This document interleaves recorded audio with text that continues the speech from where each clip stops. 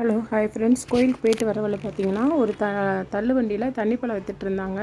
பார்த்தீங்கன்னா கடையில் வாங்கினா கிலோ 25 ரூபாய். இந்த பையன் வந்து 20 ரூபாய் தான் சொல்லிட்டு இருந்தான். சரின்னு சொல்லிட்டு இந்த பையன்கிட்ட ஃபஸ்ட்டு ஒரு பழம் வாங்கினேன். அந்த பழம் என்னென்னு பார்த்தீங்கன்னா அறுத்து பார்த்து நல்லா ரெட்டாக கொடுன்னு சொன்னேன். அவன் அறுத்து பார்த்ததில் ரெட்டாகவே இல்லை.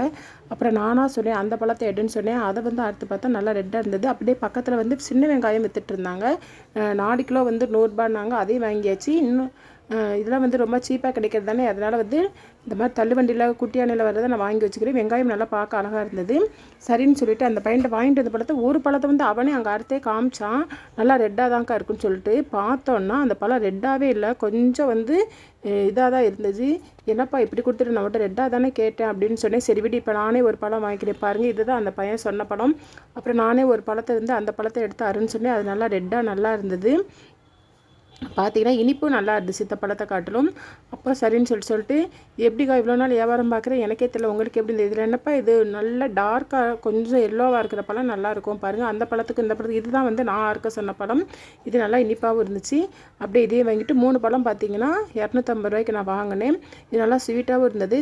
இந்த வெயில் காலத்தில் வெறும் தண்ணியாக குடிக்கிறதுக்கு இந்த மாதிரி கொஞ்சம் பழங்கள் சாப்பிட்டா கொஞ்சம் நம்மளுக்கு டேஸ்ட்டாகவும் இருக்கும், இன்ட்ரெஸ்டிங்காகவும் இருக்கும். அதனால தான் 3 பழம் சரின்னு சொல்லிட்டு 250 ரூபாய்க்கு வாங்கிட்டு வந்துடும்.